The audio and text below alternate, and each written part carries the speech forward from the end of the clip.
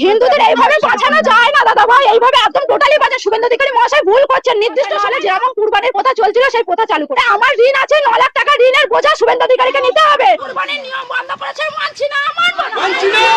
রাজ্য সরকার কুরবানির নিয়ম বন্ধ করেছে, মানছি না, মানবো না। নাহলে আমার স্বামী সুইসাইড করবে বলছে, সন্তান অনাথ হবে, কিভাবে চালাবো? আমি তো মেয়ে মানুষ, আমার কি বাইরে যাওয়ার ক্ষমতা আছে? আমি কি ইনকাম করবো? রেখা পাত্র দিদি ভাই যে কথা বলছে যে গরু যে 14 বছর বয়সীকে কুরবানি দিতে হবে, কথা তো এতদিন ছিল না।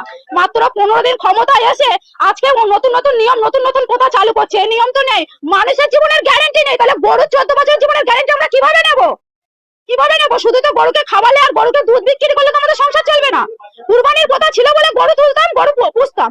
এখন যদি এই নিয়ম চালু হয় তাহলে মোদি আমাদের খাটালে গরু তুলে দিক, তারপরে আমরা সেই গরুকে মুদি খাওয়ানোর পয়সা দেবে, আমাদের দেখাশোনা করার পয়সা দেবে, তাহলে গোমাতাকে সেই 14 বছর বয়স পর্যন্ত আমরা রেখে দিতে পারবো। তার আগে গোমাতা এতদিন এই প্রথা চালু ছিল না, আমরা এই প্রথা রাখতে পারবো না। আমাদের কুরবানির প্রথা চালু করুক, নাহলে আমাদের স্বামীরা সন্তানরা সব অনাথ হয়ে যাবে, সুইসাইড করবে বলছে।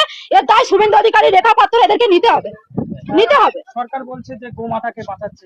গোমাতাকে কিভাবে বাঁচাচ্ছে? এতদিন বাঁচায়নি কেন? এতদিন তো এই প্রথা চালু ছিল। আমাদের লাইফে আমরা এখন এরকম দেখি না, আমাদের স্বামীদের লাইফে আসেনি, আমার শ্বশুরের লাইফে ছিল না।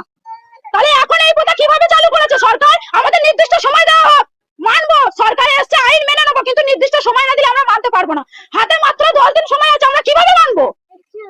এই লোন নিয়ে কত টাকা লোন নিয়েছে? আমি আমার লোন আছে, বন্ধন থেকে নিয়েছি 2 লাখ টাকা, স্বর্ণ জয়ন্তী গ্রুপ থেকে নিয়েছি 3 লাখ টাকা। এছাড়া আদেশ আরো মারা নিয়ে রেখেছে আমার থেকে আরো বেশি। তাহলে আমি এই লোন গুলো কিভাবে চালাবো? আরো প্লাস পার্সোনাল পরের কাছ থেকে টাকা নেওয়া আছে সুদে। আমার খাটালে মাত্র 6টা গরু আছে, 6টা গরু আছে, সেই গরুর উপরে নির্ভর আমার 9 লাখ টাকা দেনা আছে। আমার স্বামী তো বলছে সুইসাইড করবে, আমার বাচ্চা তো অনাথ হয়ে যাবে। আমি বলছি যে আমি কি করতে পারি? আমার মায়েরা, আমার লোনের অফিসার ফোন করে বলছে যে টাকা আমাকে দিতেই হবে, লোনের ডেট চলে আসছে বলে। বলছে ডেট যদি পিছিয়ে যায় তাহলে কিন্তু তোমাদের সিভিল খারাপ হবে, লোন নিতে পারবে না কোথাও। এইসব যে আমাদের কাণ্ডগুলো ঘটছে, আমাদের তো জীবন ভবিষ্যৎ অন্ধকার হয়ে যাচ্ছে। আপনার কতটা গরু চাষ করেছে? আমার 6টা গরু আছে, 2টো ছোট ছোট বাছুর আছে, 8টা গরু আছে। কি চাইছেন আপনারা? আমরা এই কুরবানির প্রথা চালু হোক, কেনা বেচা যেমন চলছিল সেইগুলো নিয়মগুলো বাদ দিয়ে কেনা বেচাটা চালু করে দিক। আমাদের গরুগুলো বেচাকেনা না হলে আমরা সুইসাইড করা ছাড়া আমাদের বাধ্যতা। বলছে যে হিন্দুদের বাঁচাচ্ছি। হিন্দুদের এইভাবে বাঁচানো যায় না দাদা ভাই, এইভাবে একদম টোটালি বাঁচা। শুভেন্দু অধিকারী মহাশয় ভুল করছেন। নির্দিষ্ট সময় দেওয়া হোক মানুষকে, নির্দিষ্ট সময়। 15 দিন ক্ষমতায় এসে এখন এগুলো হয় না, এগুলো আমরা মানতে পারছি